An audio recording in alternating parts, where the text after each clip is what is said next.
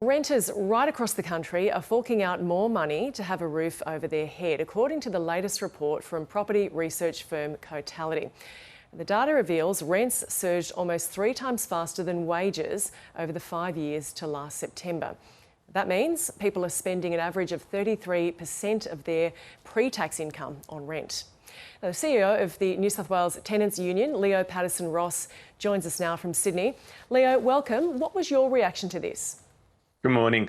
Look, it's bad news for renters across the country. It's not new news for renters across the country either. We've had several years of really high rent growth. And apart from a slowing period where rents didn't rise quite as fast, it's been a tough time. And this shows that even when rents slow for a small period, they're likely to bounce back. And that's what we're seeing in this report. It's really significant that affordability has deteriorated so much in such a short time, because affordability, the ratio of rent to income, is actually generally quite stable in the statistics. For an individual, it might be rough, but across the whole population, it usually stays fairly tied together. For 10 years, it had barely shifted in this Cotality data. To jump nearly 3 or 4% in just one report is a really significant shift. Yeah, and when we compare it to wages, as we said, they're almost 3 times faster than wages, that jump over a 5-year period. I mean, that doesn't seem sustainable. What's going to give there?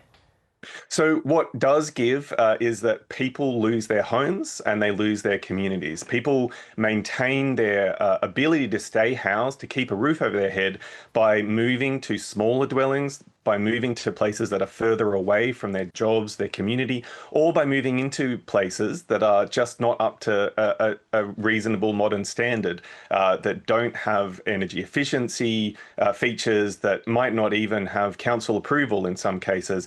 But what they do have is the rent that is low enough to maintain under your current income. It has Sydney as the most expensive city, which wouldn't surprise anyone. But in this research or your research, are there any other hotspots that are surprising to you in terms of the increase in rental prices? So we saw that in this Cotality report, WA experienced the largest increase in rents compared to wages, with 66% increase in rents over 5 years compared to only 18%.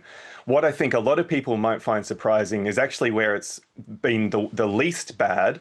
In the ACT, it's pretty much maintained in online. The rents and incomes have actually stayed together. And it's interesting to note that the ACT is the only place in Australia that has rules against excessive rent increases.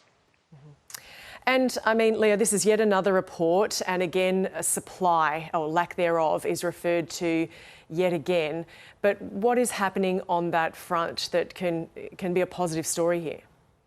So, look, there's obviously been a lot of attention, a lot of strategies from state and federal governments around trying to increase supply, particularly through planning rules reform. And we certainly need to make sure that our housing system can deliver the housing that people need in the areas that people need it. What I think we haven't yet seen is a recognition that the private market, the private sector, can't deliver that simply by giving them permission to build. We're hearing, there was a report out from this morning from people in the construction industry, people from the property development industry, saying that they won't be building in Western Sydney. They won't be building in places that are currently more affordable because the economics don't match up. They'll be building in the north and the east, which is great, and there's obviously a lot of need for more housing in those areas, but we really need to make sure that the whole system is supplying housing to people where they need it, and it's delivering what they do need. So in terms of the size, the number of bedrooms, the kind of community spaces, particularly when we talk about apartment blocks and more density, we also need to make sure that there's green spaces, there's community areas, but also that it's actually priced at a level that people can afford, and people from across a range of backgrounds. A city doesn't live just off the highest incomes. It lives off people with all sorts of different jobs, all sorts of different income levels. We need to make sure people can access the housing where they need to be, so that we reduce this demand that keeps pushing the price up.